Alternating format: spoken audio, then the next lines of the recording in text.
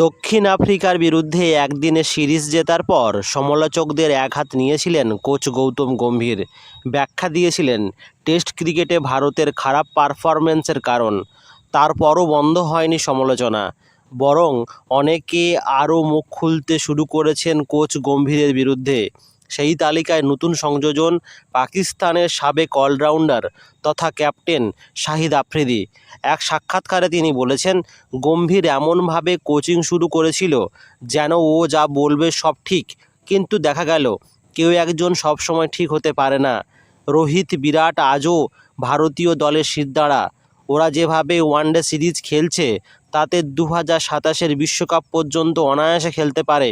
গম্ভীরের উচিত ওদের বুদ্ধি করে ব্যবহার করা।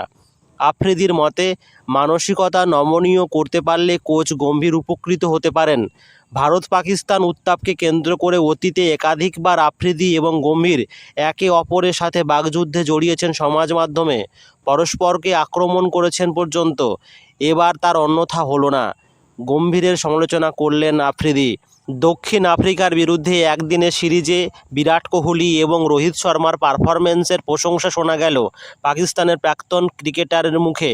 আফ্রিদি বলেছেন, ভারতীয় ব্যাটিং লাইন আপের মেরুদণ্ড হলো কোহলি এবং রোহিত।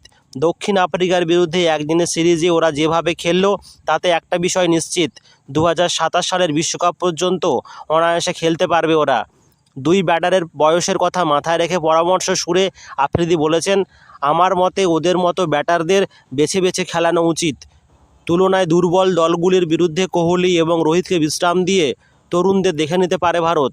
আফ্রিদি চান আগামীতে একদিনের বিশ্বকাপেও খেলুন রোহিত ও কোহলি। সাদা বলের ক্রিকেটে দুজনেরই আরও কিছু দেওয়ার আছে বলে বিশ্বাস করেন পাকিস্তানের প্রাক্তন অধিনায়ক। এখন এ পর্যন্তই, দেখা হচ্ছে পরের ভিডিওতে। Till then, tata.